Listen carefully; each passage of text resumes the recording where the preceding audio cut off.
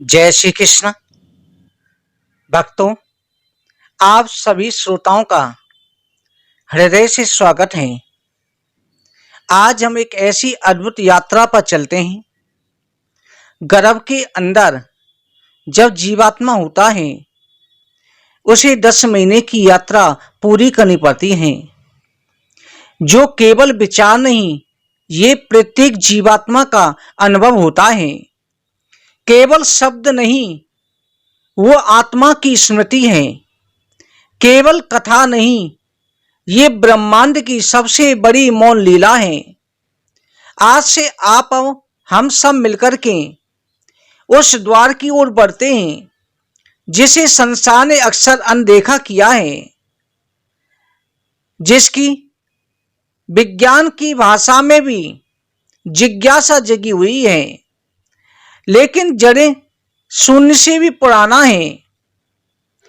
जब पहली बार कोई जीव गर्भ में आता है, ये वही द्वार है जहां से संसार में प्रवेश होता है, जहां से जीवन का पहला स्पर्श जन्म लेता है, जहां आत्मा पहली बार शरीर की दहलीज पर खड़ी होती है, जहां पर स्त्री केवल स्त्री नहीं रह जाती, वो संसार के सबसे रहस्यमयी दायित्व को अपने भीतर समेट लेती है। ये वही क्षण आरंभ होता है। गर्भ गीता की पहली पंक्ति, वो गीता जिसे कोई रचा नहीं सकता, जिसे कोई लिख नहीं सकता, वो घटती है, वो सुनाई नहीं देती, वो भीतर बहती है। वो किसी भाषा में नहीं, वो मौन में बोलती है। गर्भ गीता कोई ग्रंथ नहीं, कोई पन्ना नहीं, कोई कथा नहीं, ये आत्मा की सबसे पहली स्मृति है, जो गर्भ की दीवारों से टकराकर मां की श्वासों से उतर कर जाती है, पिता की दृष्टि में झलक जाती है, उस संतान की नियति के रूप में जन्म लेती है जो अभी जन्मा भी नहीं। वो गीता तब शुरू होती है जब कोई स्त्री पहली बार एक नई धड़कन अपने भीतर सुनती है, जब वो चौंकती है कि मेरे शरीर की नहीं, किसी और की चाल है। वो धीरे धीरे ये समझने लगती है कि अब वह केवल एक नहीं रही, उसके भीतर कोई और सांस ले रहा है, कोई और उसकी हर भावना को चुपचाप पढ़ रहा है, कोई और उसकी हर स्मृति को अपने भीतर संग्रह कर रहा है। वहीं से शुरू होती है गर्भ गीता की मौन कथा, जो कहती है ये जीवन केवल शारीरिक प्रक्रिया नहीं, ये तो पुनर्जन्मों की प्रतीक्षा का उत्तर है। ये कोई सामान्य प्रसव नहीं, ये तो आत्मा की उस यात्रा का अगला चरण है, जिसमें वो अपने अधूरे कर्मों को पूर्ण करने के लिए फिर से लौटती है और मां को चुनती है, पिता को चुनती है, वातावरण को चुनती है, समय और देश को चुनती है। कोई ये कहता है कि जन्म संयोग है, लेकिन गर्भ गीता कहती है जन्म केवल संयोग नहीं, एक संकल्प है जिसे आत्मा बहुत सोच समझ कर चुनती है। जब वो स्त्री के गर्भ में उतरती है, तब वो केवल कोशिकाओं का निर्माण नहीं करती, उस स्त्री के विचारों की एक परत अपने चारों ओर लपेट लेती है, उसी के सपनों से अपने मन का रंग लेती है, उसी के दर से अपनी आंखों का अंधकार और उसी की इच्छाओं से अपने भविष्य की दिशा तय करती है। इसलिए गर्भ केवल मां का नहीं, वो आत्मा का पहला घर होता है। उस दीवार, घर की दीवारें जो मां के गर्भ में हैं, मां की हड्डियों से नहीं, उसके विचारों से बनी होती हैं। इसी कारण हमारे शास्त्रों में कहा गया है, मां के विचार ही संतान का प्रारब्ध बनते हैं। इसलिए जो स्त्री गर्भ में शांति धारण करती है, उसकी संतान केवल स्वस्थ ही नहीं, वो युग की रीढ़ की हड्डी बन जाती है। जो स्त्री भय, क्रोध और असंतुलन से अपना गर्भ पालती है, उसकी संतान केवल शारीरिक पीड़ा नहीं झेलती बल्कि मानसिक उलझनों से भी ग्रस्त होती है। यही कारण है कि हमारे गर्भ काल को जीवन का सबसे पवित्र काल माना जाता है, क्योंकि वहां जो बोया जाता है वो केवल व्यक्ति नहीं बल्कि पीढ़ी बनकर के जन्म लेता है। आज से हम उसी मौन भूमि में उतरेंगे जहां शब्दों की आवश्यकता नहीं, केवल भाव चाहिए, जहां ग्रंथों की नहीं, आवश्यकताओं की जरूरत है, जहां कोई उपदेश नहीं, केवल साधक हो सकता है। और वो साधक माँ वही बनती है जो अपने भीतर पल रहे जीवन में संवाद करती है। पिता वही है जो संवाद को मौन में समझ लेता है। ये यात्रा केवल स्त्री पुरुष की नहीं, ये आत्मा और ब्रह्म की यात्रा है, जहां देह केवल माध्यम है और चेतना ही मुख्य पात्र है। इसलिए गीता उन सभी के लिए है जो जीवन को समझने के लिए शास्त्रों के पन्नों से बाहर आकर अपने भीतर झांकने को तैयार हैं। ये गीता केवल माताओं के लिए नहीं, हर उस व्यक्ति के लिए जो अगली पीढ़ी को केवल संतान नहीं, संस्कार देना चाहता है। तो आइए इस क्षण को प्रणाम करें जहां आत्मा और शरीर पहली बार मिलते हैं। वो मिलन केवल जीवन की शुरुआत नहीं होता, वो ब्रह्म और जीव के बीच पहला संवाद होता है। वही है गर्भ गीता। कई बार लगता है जीवन वहीं से शुरू होता है जब बच्चा पहली बार रोता है, पर कोई ये नहीं सोचता कि शायद जीवन की शुरुआत उस रोने से भी पहले हो जाती है। जब एक स्त्री के भीतर पहली बार कोई धड़कन सुनाई देती है, वो चौंकती नहीं बल्कि मुस्कुरा देती है, क्योंकि उसे पता नहीं होता कि सिर्फ धड़कन नहीं, ये कोई है जो उससे कुछ कह रहा है, जो बोल नहीं सकता पर महसूस कर सकता है, जो देख नहीं सकता पर सब देख चुका है। एक आत्मा जिसने न जाने कितनी बार देह में प्रवेश किया फिर छोड़ दिया, ये सब भूलना चाहती है, पर गर्भ में आते ही सब कुछ फिर से याद आने लगता है। पहले अंधेरा दिखता है, फिर भारीपन लगता है, फिर एक हल्की सी बेचैनी, फिर एक कोमल सी उम्मीद वहीं से शुरू होती है। ये कथा जिसे संसार ने कभी लिखा ही नहीं, क्योंकि ये वो कथा कभी नहीं जाती। वो तो माँ की श्वासों में बहती है, पिता के मौन रातों में सुनाई देती है। ये कोई श्लोक नहीं होता जिसे दोहराया जा सके, वो तो एक संपूर्ण जीवन दर्शन होता है जो बिना कहे कहा जाता है। गर्भ गीता उसी कथा का नाम है जो न केवल लेखक लिख सकता है, ना कोई आचार्य रच सकता है, क्योंकि ये तो उस आत्मा की अपनी स्मृति है जिसे संसार समझता ही नहीं। वो आत्मा कोई बच्चा नहीं होती, वो तो जीवन के सबसे पुराने सवालों को अपने साथ लेकर आती है कि ये जन्म क्यों है, ये दुख क्यों है, ये देह बार बार क्यों बदलती है, ये सबके बीच शांति कहाँ है। माँ ही वो पहली पाठशाला बनती है जहाँ आत्मा ये सब कुछ सीखने की कोशिश करती है।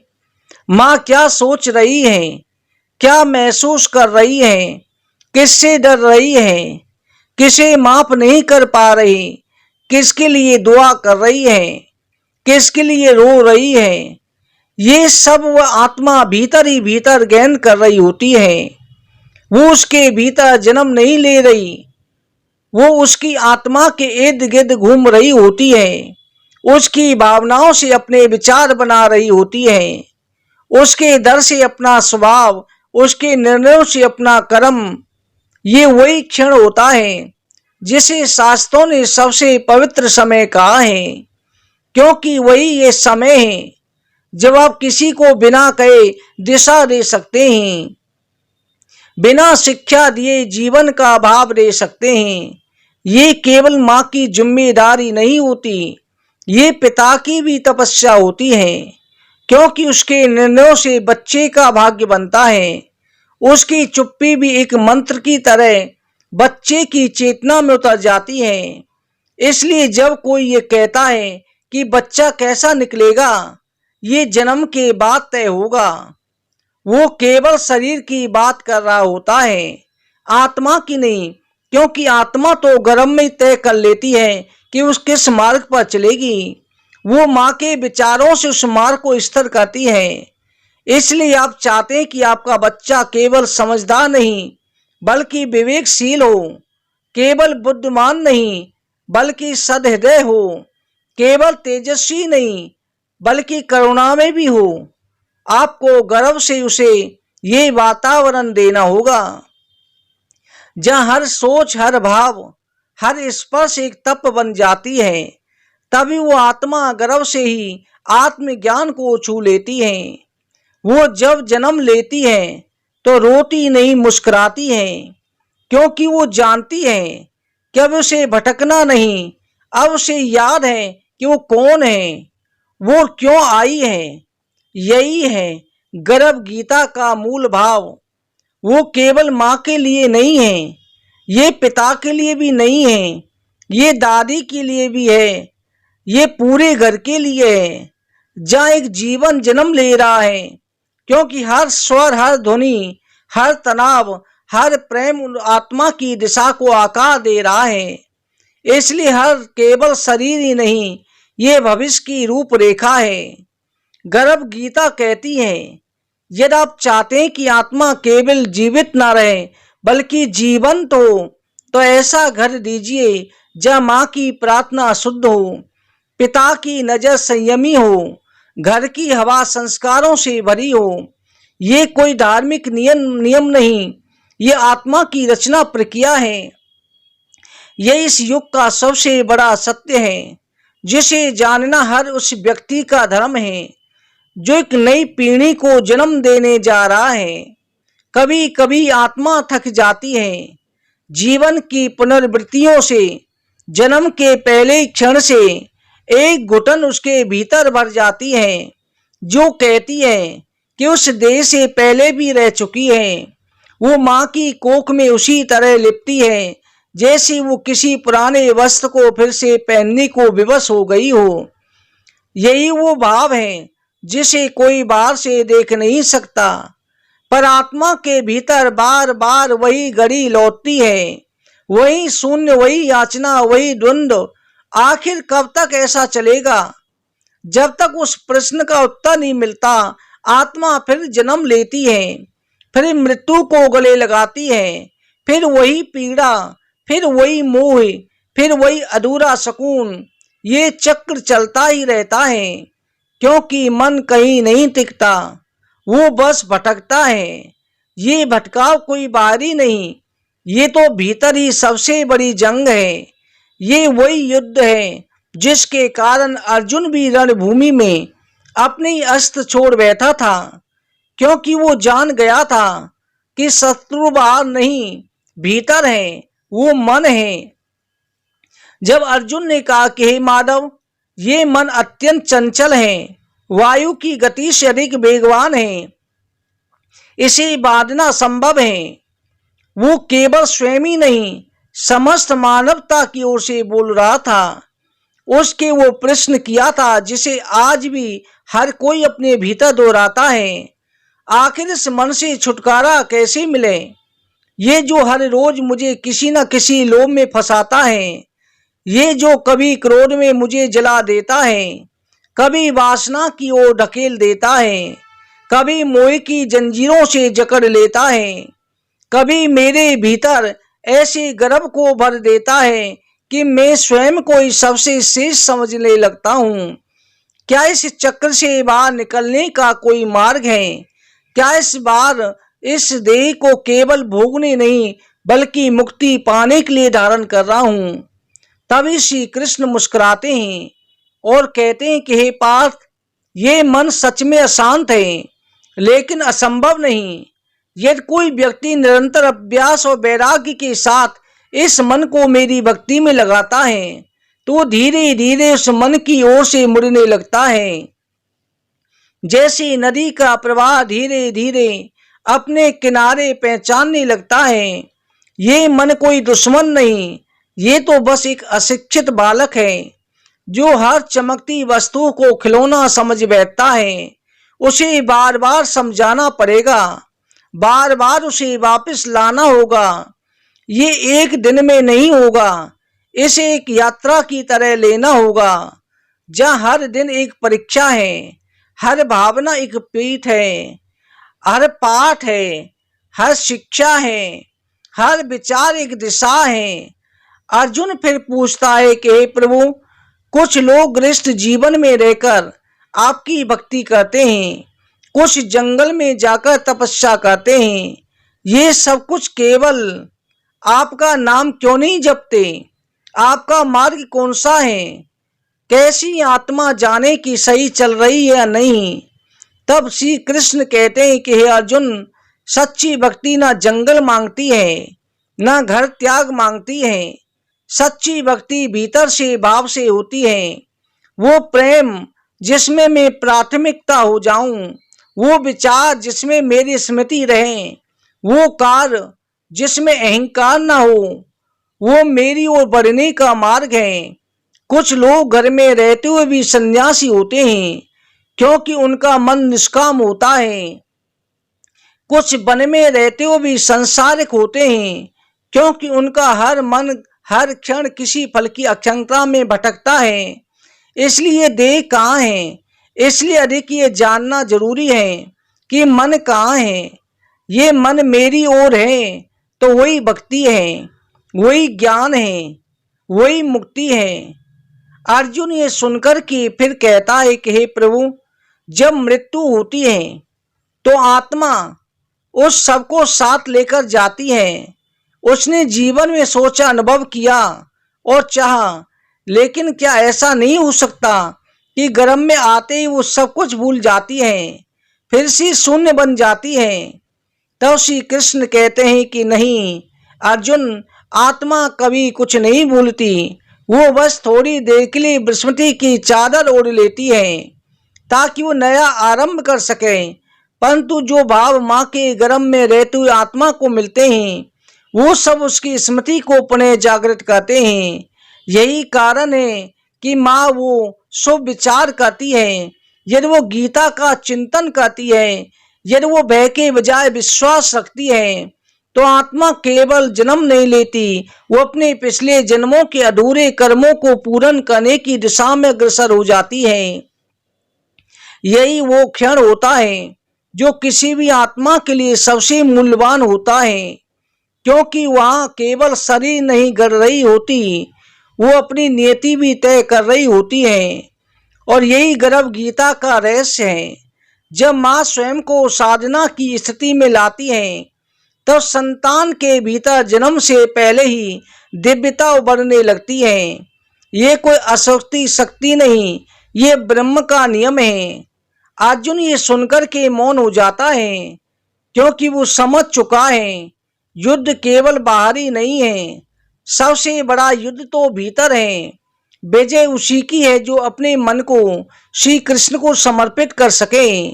तब अर्जुन ने सिर झुका करके पूछा कि हे प्रभु, कोई आत्मा इतनी भयानक दुखों से गुजरती है, कोई बालक अपनी माँ की गोद में मृत्यु को प्राप्त हो जाता है, कोई स्त्री अपना संपूर्ण जीवन समर्पण में बिताकर ही अकेली मर जाती है, कोई व्यक्ति सच्चाई धर्म की राह पर चलता है, फिर भी उसे रोग दरिद्रता और अपमान का जीवन मिलता है। तब श्री कृष्ण कुछ क्षण मौन रहे, जैसे उस शब्द की गहराई को केवल शब्दों से नहीं मौन से उत्तर देना चाहते हों। फिर उन्होंने बहुत शांत स्वर से कहा, हे पार्थ, ये जो तुम देख रहे हो ये सब अकारण नहीं होता। कोई भी पीड़ा जो जीवन में आती है वो केवल वर्तमान जन्म का फल नहीं होती, वो आत्मा के संचित कर्मों का उत्तर हैं जो अपने किए हुए कार्यों से भोग रही होती है। ये कोई आत्मा गर्भ में आती है, वो अपने साथ कोई सजा नहीं लाती, वो अपने द्वारा बोए हुए बीजों के फल के रूप में ढोकर लाती है। यही कारण है कि कोई राजा के घर में जन्म लेकर के भी रोग से पीड़ित होता है, कोई गरीब झोपड़ी में जन्म लेकर भी तेजस्वी होता है। ये सब कर्मों का विधान है। हे अर्जुन, जैसे बीज बोया जाता है वैसे ही वृक्ष का लगता है और वैसा ही फल मिलता है। यदि कोई व्यक्ति पूर्व जन्मों में किसी का धन हर लेता है, किसी का विश्वास तोड़ता है, किसी की दुआओं का अपमान करता है, किसी की मदद का वादा करके पीछे हट जाता है, वो पाप केवल लेख में नहीं आत्मा की रचना में अंकित हो जाता है। फिर वो पाप उसे किसी भी रूप में भोगना ही पड़ता है, चाहे वो पुत्र की अकाल मृत्यु हो, चाहे पत्नी का समय निधन हो, चाहे देह की विकलता हो या मन का असंतुलन। अर्जुन ने जब पूछा, हे जनार्दन, कुछ लोग तो वनों में तप करते हैं, कठिन व्रतों का पालन करते हैं, शरीर को कष्ट देते हैं, सिर पर चटाई रखकर वर्षों का साधन करते हैं, फिर भी क्यों वो ईश्वर को नहीं पा पाते। तब श्री कृष्ण ने कहा, हे अर्जुन, तप और साधना केवल शरीर के दिखावे से नहीं होती, वो भीतर के प्रेम की ओर समर्पित से होती है। यदि वो प्रेम से अभिमान से ढका हो, भक्ति नहीं बनती, वो तो केवल एक सौदा रह जाती है। कुछ लोग कहते हैं कि मैंने इतना त्याग किया, मैं सबसे बड़ा तपस्वी हूँ, इस तरह से कहते हैं। मैंने इतना कठिन नियम निभाया, लेकिन उस त्याग में यदि अभिमान आ जाए तो वो तपस्या नहीं रहती, वो सबसे बड़ी बाधा बन जाती है। सच्ची भक्ति वह है जिसमें मैं प्राथमिक हूँ जाता हूँ और अंतिम भी रह जाता हूँ। जो मेरी ओर आता है अपने काम, क्रोध, मोह, लोभ, अभिमान को मेरे चरणों में रख देता है, वही मेरा हो जाता है। अर्जुन ने कहा कि हे प्रभु, जब किसी स्त्री को संतान नहीं होती, जब कोई व्यक्ति नपुंसक हो जाता है, जब किसी परिवार की पीढ़ियों तक कोई वंश नहीं चलता, जब कोई स्त्री बार बार गर्भवती होकर के भी बच्चे को जन्म नहीं दे पाती, तब क्या वो किसी पाप का फल होता है। श्री कृष्ण कहते हैं कि हे पार्थ, ये उसी सूक्ष्म कर्मों का परिणाम होता है। यदि किसी व्यक्ति ने किसी के साथ छल किया, किसी के सुख को जानबूझकर के छीना, किसी की सेवा का मजाक उड़ाया हो, किसी मासूम की प्रार्थना को तोड़ा हो, उसका प्रभाव केवल उसके जीवन तक सीमित नहीं रहता, वो अगली पीढ़ियों तक जाता है। क्योंकि कर्म केवल व्यक्ति को नहीं बांधते, वो वंश को भी प्रभावित करते हैं। जो व्यक्ति दूसरों के साथ किए वादे को नहीं निभाता, दूसरों की जरूरत में साथ नहीं खड़ा होता है, वो अपनी शक्ति और सामर्थ्य को स्वयं क्षीण करता है, फिर वही शक्ति उसे छोड़ देती है, तब वो शारीरिक रूप से अक्षम हो जाता है। वो केवल दंड नहीं, उस आत्मा की शिक्षा है। जब तूने अपने सामर्थ्य का उपयोग दूसरों के लिए नहीं किया तो तुझसे छीन ली जाएगी।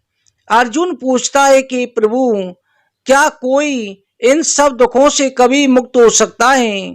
क्या ये संभव है कि कोई आत्मा इतनी शुद्ध हो जाए कि जन्म के बाद किसी रोग, किसी दुख, किसी उलझन से ना गुजरे?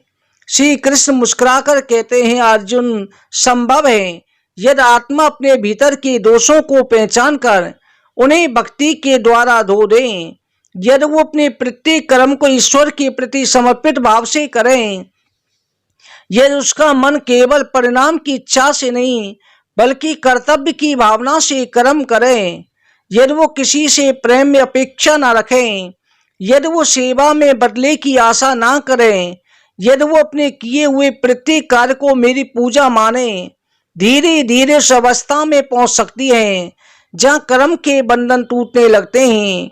जब वो आत्मा जब अगली बार जन्म लेती है तो केवल देह धारण करती है, पाप नहीं। यही गर्भ गीता का सत्य है। जिसे हर माता पिता को समझना चाहिए। यदि वो चाहते हैं कि उसके गर्भ में दिव्य आत्मा आए तो उन्हें पहले अपने विचारों को पवित्र करना होगा। यदि वो चाहते हैं उसका बच्चा किसी पुराने पाप का पुनः भोगी ना बने तो उन्हें अपने वर्तमान को इस प्रकार जीना होगा कि भविष्य में किसी आत्मा के लिए उसे तप ना करना पड़े, आत्मा को पवित्र रख सके। इस प्रकार से उसे जीना होगा। अर्जुन की आंखों में वेदना की तीव्र चमक दिखाई दी। श्री कृष्ण भगवान ने एक लंबा मौन लिया, जैसे उस गुण प्रश्न के उत्तर को स्वयं अपने भीतर टटोल रहे हों। अर्जुन ने पूछा कि माधव, जब कोई व्यक्ति सारा जीवन विनम्रता से जीता है, किसी को कष्ट नहीं देता, भोजन में संयम रखता है, कभी किसी का धन नहीं छीनता, किसी स्त्री की मर्यादा नहीं तोड़ता, फिर वो किसी निम्न योनि में क्यों जन्म लेता है? कभी वो गधे के रूप में बोझ ढोता है, कभी किसी कुरूप देह में जन्म लेकर समाज में तिरस्कृत होता है। इसका क्या कारण है?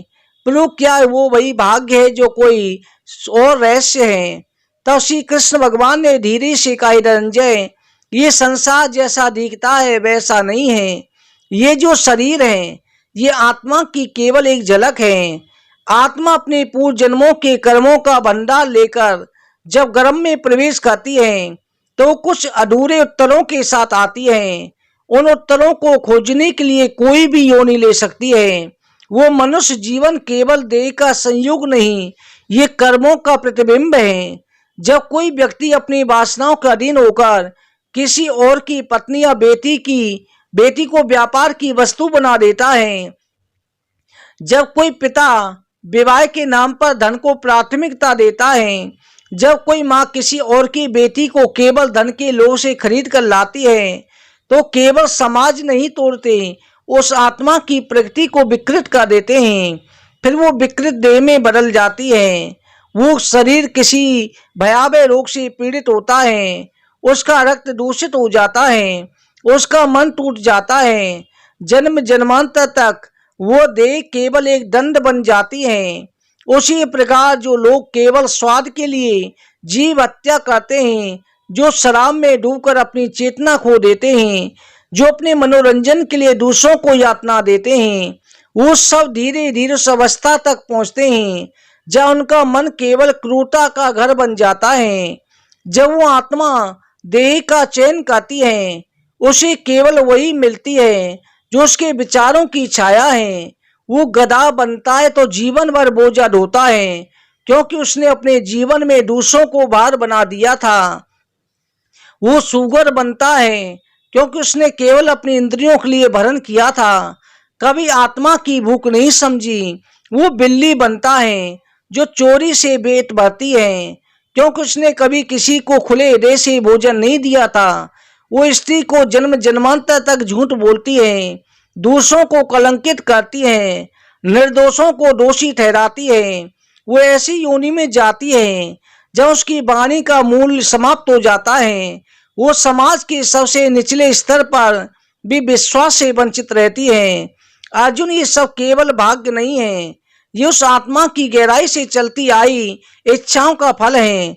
जब कोई व्यक्ति केवल बाहरी पूजा में लिप्त होता है, जब वो केवल व्रत उपवास नियमों का प्रदर्शन करता है, लेकिन उसके भीतर प्रेम नहीं होता, करुणा नहीं होती, भक्ति केवल आत्म प्रशंसा का माध्यम बन जाती है, वो सब व्यर्थ हो जाता है। फिर चाहे वन में साधु बनकर रह रहा हो, किसी मंदिर के गर्भ में अपना गर्भ बना लिया हो, यदि उसमें घमंड है तो भगवान को नहीं, केवल अपने अहंकार को पूज रहा है। यही कारण है कि भगवान उससे दूर हो जाते हैं।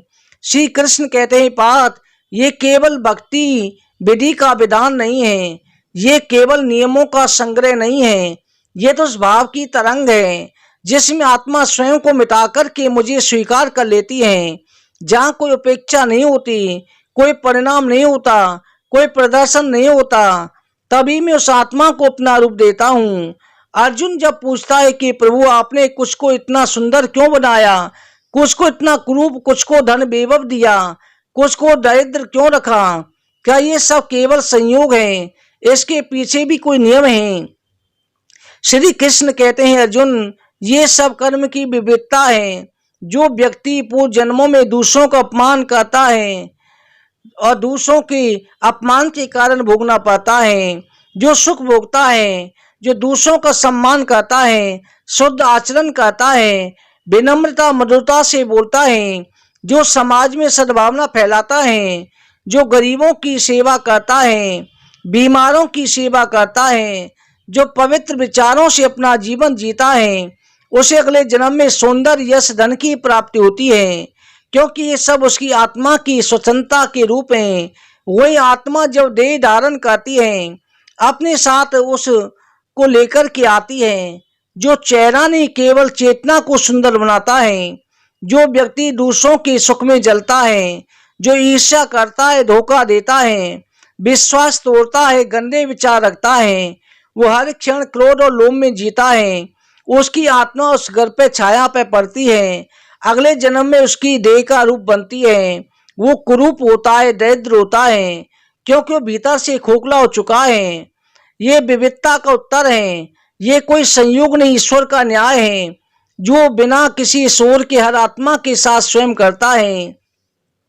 जब अर्जुन ने धीरे से पूछा कि प्रभु, कुछ लोग इतने सुंदर होते हैं, क्यों इतने बुद्धिमान होते हैं, कुछ के पास धन और संतान की भरमार होती है, कुछ सारा जीवन कष्ट में बिता देते हैं, ये भेदभाव क्यों है?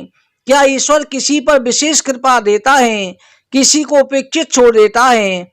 तब श्री कृष्ण ने गहरी दृष्टि से अर्जुन को देखा, बोले कि हे पार्थ, ये कोई पक्षपात नहीं, ये न्याय है।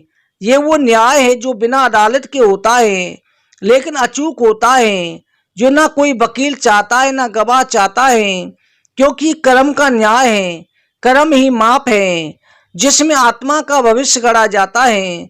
जो व्यक्ति अपने जीवन में ईमानदारी से कमाता है, उस कमाई का एक भाग दूसरों के कल्याण में लगाता है, भूखे को अन्न देता है, रोगी के इलाज में सहायता करता है, किसी निर्धन कन्या के विवाह में सहारा बनता है, वो न केवल पुण्य कमाता है, अपने भविष्य की देह को भी उज्जवल बना देता है।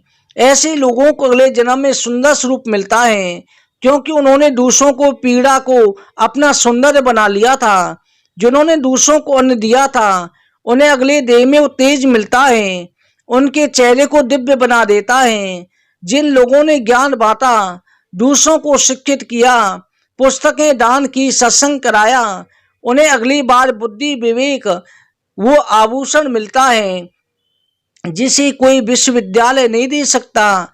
जो व्यक्ति अपने तन मन धन से समाज की सेवा करता है, जो अपने लाभ के लिए नहीं बल्कि लोक मंगल के लिए कार्य करता है, उसे न केवल धन की प्राप्ति होती है, बल्कि ऐसी संतान की प्राप्ति होती है जो कुल को ऊंचाई पर ले जाए। अर्जुन, ये कोई कल्पना नहीं, ये सृष्टि का संतुलन है। इसे ईश्वर हर पल देख रहा है। जो अगला जन्म उसकी सेवा का सम्मान बनकर आता है। जो कोई व्यक्ति दूसरों की पीड़ा देख कर के भी अपने लोभ में डूबा रहता है, किसी के आंसू पहुंचने के बजाय बेवब सजाने में लगा रहता है, वो अगले जन्म में बेवब से वंचित हो जाता है।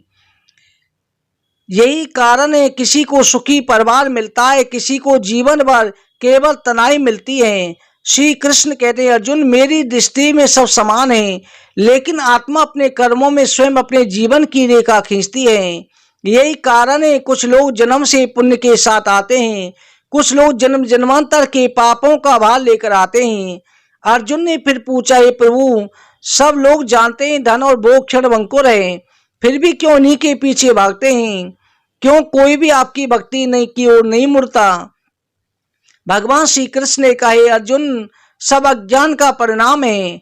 आत्मा जब मुझसे दूर हो जाती है, वो संसार के आकर्षण में फंस जाती है, भूल जाती है संसार स्थायी नहीं है, ये शरीर नश्वर है, ये संबंध स्थायी है, ये सब कभी ना छूटने वाले हैं। लेकिन मोह की आंखें सत्य को नहीं देख पाती, वो दौड़ती हैं, उन वस्तुओं की ओर कभी नहीं हो सकती। यही सबसे बड़ा भ्रम है। जब मनुष्य को ये बोझ हो जाता है, लाभ हानि दोनों ही मेरी इच्छा से होते हैं, यश अपयश मेरे द्वारा दिए जाते हैं, तब वो भीतर से शांत हो जाता है। वही व्यक्ति फिर किसी परिस्थिति में विचलित नहीं होता। वो ना अधिक सुख में उन्मत्त होता है, ना दुख में टूटता है। वो हर ईश्वर स्थिति में ईश्वर का प्रसाद मानता है। ये वही आत्मा धीरे धीरे भक्ति के मार्ग पर बहती है। तब वो किसी मंदिर की सीढ़ियां नहीं गिनती, वो अपने जीवन को मंदिर बना लेती है। उसकी हर श्वास एक मंत्र बन जाती है, उसकी हर सेवा पूजा बन जाती है। उसका जीवन तपस्या का वही मार्ग है जो आत्मा को ब्रह्म से निकालकर भक्ति की ओर ले जाता है। अर्जुन ने पूछा, है प्रभु, क्या केवल भक्ति पर्याप्त है? क्या शारीरिक रोग तो मनुष्य को जन्म जन्मांतर तक सताते हैं? क्या उनका कोई कारण है?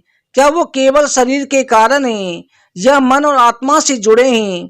तो श्री कृष्ण कहते हैं, अर्जुन, रोग केवल शरीर का नहीं होता, वो आत्मा की गहराइयों से निकलता है। जब कोई व्यक्ति जीवन भर कटुता में जीता है, जब वो क्षमा नहीं करता, तो वो भीतर से जलता है, दूसरों के प्रति द्वेष रखता है। जब वो अपने भीतर की पीड़ा को कभी व्यक्त नहीं करता, तब पीड़ा उसके शरीर में रोग बनकर प्रकट होती है। कोई भी रोग केवल बाहरी कारणों से नहीं होता, वो भीतर के विचारों का शरीर पर उतरता हुआ बोझ होता है। यही कारण है कि सच्चे भक्त को कम रोग होते हैं, क्योंकि उनका मन शांत होता है, उनका हृदय निर्मल होता है, हर परिस्थिति को समर्पण से स्वीकार कर लेता है। इसी से अर्जुन, भक्ति एकमात्र ऐसा मार्ग है जो आत्मा को स्वस्थ बनाता है और देह को भी स्वस्थ बनाता है। यही वो मार्ग है जो संसार के भ्रम से बाहर ले जाता है। तब अर्जुन ने श्री कृष्ण से पूछा, हे प्रभु, हम अक्सर किसी मनुष्य को बीमारी से दूसरे हुए देखते हैं। उसके शरीर में रक्त विकार होते हैं, उसकी आंखें समय से पहले अंधकार में डूब जाती हैं, उसका शरीर अपंग हो जाता है, उसकी हड्डियां जवाब दे देती हैं, वह असहाय हो जाता है। यह केवल दैविक कारण होता है, कोई गहन आध्यात्मिक रहस्य भी इसके पीछे छिपा है। श्री कृष्ण ने गहन दृष्टि से अर्जुन की ओर देखा, बोले कि पात, ये शरीर केवल मांस रक्त का ढांचा नहीं है, यह आत्मा के विचारों का प्रतिबिंब है। जो हम सोचते हैं, जो कुछ हम करते हैं, जिन भावनाओं से हम बार बार उतरते हैं, धीरे धीरे हमारे शरीर की कोशिकाओं में उतर जाती हैं। फिर वही ऊर्जा रोग बन जाती है। रक्त विकार तब उत्पन्न होते हैं जब कोई आत्मा क्रोध, ईर्ष्या, घृणा जैसे घने भावों में बार बार डूबती है, जब वो दूसरों के प्रति द्वेष पालती है, भीतर से अपने भीतर आग लगाती है, उसका रक्त अशुद्ध होने लगता है। यही कारण है क्रोध करने वाले लोग की त्वचा विकार, रक्त विकार, असमय बुढ़ापे से ग्रस्त हो जाते हैं। जो व्यक्ति अत्यंत लोभी होता है, जो भोजन की सीमा नहीं जानता, जो परिश्रम से दूर रहता है, आलस को अपना स्वभाव बना लेता है, उसकी देह वायु दोष से भर जाती है। जब वो गठिया, अस्थमा, जकड़न जैसे रोगों से पीड़ित होता है। हे अर्जुन, ये देह तुम्हारे कर्मों का ही प्रतीक है। ये कोई संयोग नहीं। कोई जन्म से अंधा होता है, कोई जीवन भर विकलांग रहता है, कोई बाल काल से दुर्बल हो जाता है। ये सब आत्मा की पिछली वृत्तियों का परिणाम होता है। जब कोई स्त्री अपने जीवन में छल कपट, विषय वासना को अपनाती है, जब वो अपने स्त्री धर्म को भुलाकर केवल शरीर की सुख की ओर बढ़ती है, उसकी अगली देह उसे प्रकाश से वंचित कर देती है। उसका मन भ्रमित रहता है, उसकी दृष्टि क्षीण हो जाती है, धीरे धीरे अंधकार का अनुभव होने लगती है। यही कारण है कि हर विचार, हर भाव, हर संबंध, हर स्पर्श हमारे शरीर की बनावट को निर्धारित करता है। हे पात, शरीर का रोग केवल बाहरी ताप या ठंड से नहीं आता, वो आत्मा के ताप और ठंड से आता है। जब कोई आत्मा वर्षों का अनुशासनहीनता से जीती है, उसका शरीर उसे उसी भोग का फल देता है। जब अर्जुन ने पूछा, हे मधुसूदन, इस आत्मा को यदि में अपने मार्ग का बोध हो जाए, वो ईश्वर को जानना चाहे, क्या वो स्वयं ईश्वर तक पहुंच सकती है? तब श्री कृष्ण ने कहा, हे अर्जुन, आत्मा मुझ तक पहुंचना चाहती है, उसे पहले गुरु की शरण में जाना होगा, क्योंकि गुरु ही वो पुल है जो आत्मा को ब्रह्म से जोड़ता है। जैसे नदी सागर में मिलना चाहती है, लेकिन जब उसके समुद्र में कोई मार्ग ना हो तो भटक जाती है। वैसे ही आत्मा जब तक मुझ तक नहीं पहुंच सकती तब तक उसे किसी गुरु की छाया में अपनी यात्रा आरंभ ना करें। अर्जुन, गुरु केवल कोई वृद्ध व्यक्ति नहीं होता, वो कोई पोथी पढ़ा देने वाला पुरुष नहीं होता, वो होता है स्वयं अपनी देह के अंधकार को पार कर चुका हो, जो भीतर से इतना शांत हो उसकी चुप्पी भी शिष्य को मंत्र बनकर के मिल जाए। जब कोई आत्मा ऐसे गुरु के सामने से झुकाती है तो उसी क्षण से मेरी दृष्टि में आ जाती है। वो आत्मा धीरे धीरे भक्ति को पहचानती है, ज्ञान को अपनाती है, मुझ तक पहुंच जाती है। लेकिन जो व्यक्ति अपने गुरु को अपमान करता है तो उस हाथ को काट देता है। उसने उसे अंधकार से बाहर निकाला, वो केवल देह से नहीं आत्मा से भी गिर जाता है। फिर वो चाहे कितनी भी पूजा जप करे, व्रत रखे, वो केवल धर्म की गणना में फंसा रहेगा, भक्ति के स्वाद को कभी नहीं चखेगा। हे पार्थ, गुरु का आदर केवल उसकी उम्र का आदर नहीं है, उस प्रकाश का सम्मान है जो उसने शिष्य को दिया। जो व्यक्ति उस प्रकाश को अपवित्र करता है वो स्वयं अपने भविष्य को अंधकार से भर लेता है। इसलिए अर्जुन, यदि कोई आत्मा ये जानना चाहती है उसका जीवन क्यों कष्ट से भरा है तो उसे पहले अपने गुरु की ओर देखना चाहिए। यदि वो शांति पाए तो समझो कि ईश्वर की ओर अग्रसर है, यदि वो वहां भी घृणा करे जान लो कि अभी भी अपने ही पापों के बंधन में फंसा हुआ है। अर्जुन ने अपने सिर को झुका करके पूछा, प्रभु वो कौन है जिसे आप अपना सच्चा भगत मानते हैं?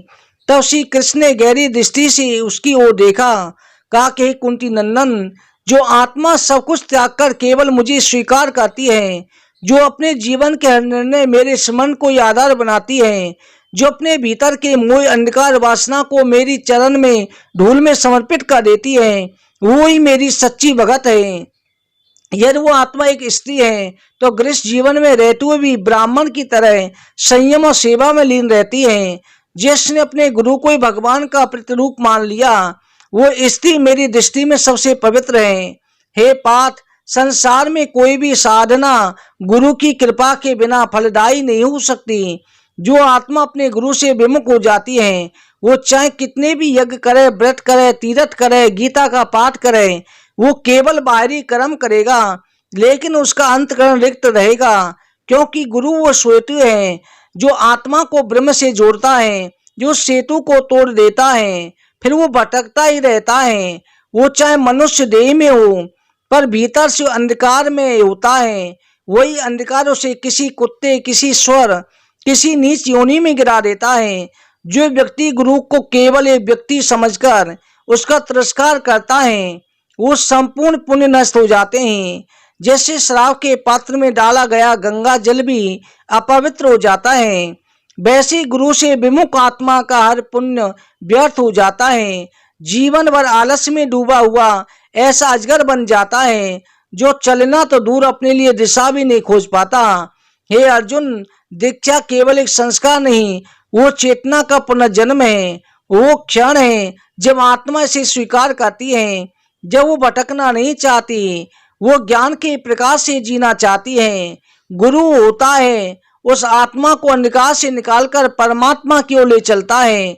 जो व्यक्ति गुरु की सेवा करता है, गुरु की बातों को केवल स्मरण नहीं श्रवण भी करता है, जीवन के हर मोड़ पर सही निर्णय लेता है, क्योंकि उसके पास दृष्टि होती है केवल गुरु की कृपा से प्राप्त होती है। हे अर्जुन, यह संसार में कोई व्यक्ति मेरी साक्षात कृपा का अधिकारी बनता है वो गुरु के चरणों से कभी अलग नहीं होता। इसलिए जब कोई आत्मा गर्भ में आती है, यदि वो जन्म से पहले ऐसी गीता सुन लेती है तो उसके भीतर विचारों का बीज बो दे सकते हैं। आत्मा जन्म के बाद भटकती नहीं है, वो जानती है कि उसे किस पथ पर चलना है। यही कारण है कि अर्जुन, जो भी गर्भ गीता को पढ़ता है, इसे श्रवण करता है, इसे समझकर जीता है, वो केवल एक श्रोता नहीं, वो स्वयं शिशु की तरह पवित्र हो जाता है जो अभी देह में नहीं उतरा। जो इसी गर्भावस्था के समय इस गीता को सुनती है उसे केवल एक सुंदर संतान ही नहीं मिलती बल्कि ऐसा पुत्र और पुत्री प्राप्त होती है जो आने वाले समय में समाज को एक दीपक बनता है। उसकी संतान केवल बुद्धिमान नहीं, विवेकशील होती है, संस्कारी, करुणा में तेजस्वी, तपस्वी होती है। गर्भ में पहले दिन से ही शब्द गूंजता है जो गीता का सार है। यही कारण इस गीता को गर्भ गीता कहा जाता है। इसे बार बार नित्य प्रति सुनना चाहिए। यह आत्मा को उसकी यात्रा से पहले दिशा दे देती है। हे अर्जुन, जो व्यक्ति इस गीता को श्रद्धा से पढ़ता है, स्त्री हो, पुरुष हो, सन्यासी हो, गृहस्थी हो, रोगी हो, स्वस्थ हो, श्रद्धा से सुनता है, उसे 84 लाख योनियों में भटकना नहीं पड़ता। वो मृत्यु के बाद केवल अगला जन्म नहीं लेता, वो मोक्ष की ओर बढ़ता है। उसका मन उस बंधन से मुक्त हो चुका होता है, उसे बार बार जन्म मरण के पथ पर लाता है। केवल देह नहीं, आत्मा की स्वतंत्र चेतना है। हे पार्थ, गीता को केवल कथा ना समझो, ये ईश्वर आत्मा के बीच का संवाद है। इसे जितनी श्रद्धा से सुनेंगे उतना ही फल मिलेगा। ये गीता सुनने मात्र से पापों का क्षय होता है, मन की वासनाएं शुद्ध हो जाती हैं। जो से नित्य एक बार भी सुनता है, ईश्वर की दृष्टि में आता है, स्वयं गीता के हर शब्द में उपस्थित है। हे अर्जुन, गीता को संसार की स्त्रियों तक पहुंचाओ, गर्भवती माताओं तक पहुंचाओ, युवाओं तक पहुंचाओ। कहो, यह तुम चाहते हैं कि अगली पीढ़ी महान बने, उसी गर्भ में गीता का पाठ पहुंचाओ, क्योंकि वही पाठ भविष्य में निर्मित करेगा। वही भविष्य उस पृथ्वी को एक बार फिर से पुण्य भूमि बना सकेगा। आपने इस दिव्य गर्भ गीता को श्रद्धा प्रेम से सुना है। ये केवल एक श्रोता का कार्य नहीं, बल्कि एक साधक की यात्रा है। ये ज्ञान उसके भीतर कुछ ना कुछ जरूर जाग गया होगा, शांति, दिशा या मौन उत्तर। यदि आप चाहते हैं कि ऐसा आध्यात्मिक सच्चा जीवन बदलने वाला ज्ञान आपके जीवन में बार बार आता रहे, कृपया इस चैनल को सब्सक्राइब करें, बगल में बेल आइकन को दबाएं। आपका एक छोटा सा सहयोग पवित्र ज्ञान को अधिक लोगों तक पहुंचा सकता है। आपको जो है, अगर अपने बच्चे को गर्भ संस्कार देना है, आपको जन्म मरण के बंधन से मुक्त होना है, भगवान श्री कृष्ण की कृपा प्राप्त करनी है, तो इस अध्याय को, इस वीडियो को ज्यादा से ज्यादा लोगों तक शेयर करते रहें। एक भी सदस्य ने अगर सुनी तो आपको एक माला गायत्री मंत्र कृष्णाय वासुदेवाय हरे परमात्मने प्रणता क्लेशनाशाय गोविंदाय नमो नमः, इस महामंत्र के जपने का फल प्राप्त होगा। इसे ज्यादा से ज्यादा लोगों तक पहुंचाएं और प्रत्येक अध्याय को, गर्भ गीता को स्त्री बार बार सुनती रहे। जय श्री कृष्णा।